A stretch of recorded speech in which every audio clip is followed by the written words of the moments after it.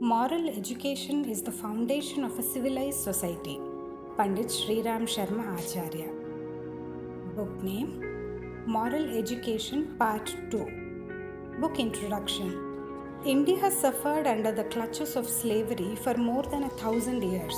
Even after attaining political independence, the reasons which caused slavery unfortunately still exist in our ecosystem. Unless and until we eliminate those causes and do something to uplift the society, external or internal strifes would continue to exist.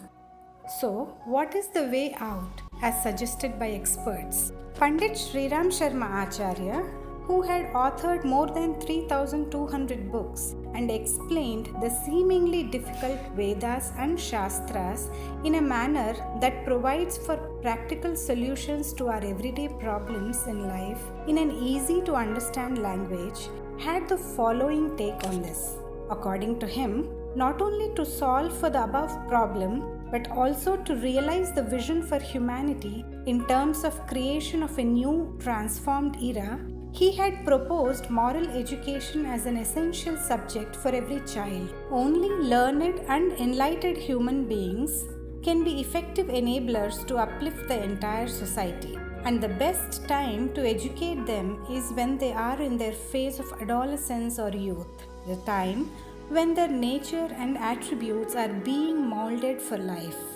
Glad to present this book, the second in a series of moral education, which unfolds within itself the building blocks of society. The first book in this series focused on molding the personality of individuals.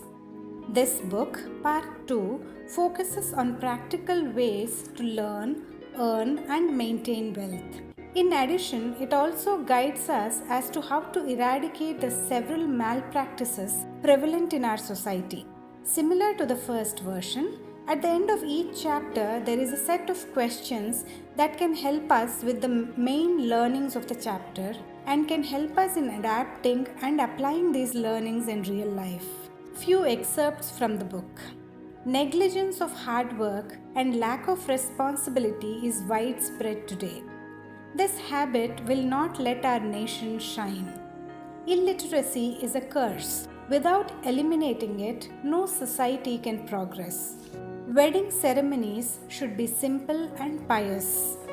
When the women, who in general are naturally endowed with compassion and soft-heartedness, get an opportunity to lead, then everywhere humanity and affection will prevail. Every issue would be resolved out of compassion, not with the might is right rule.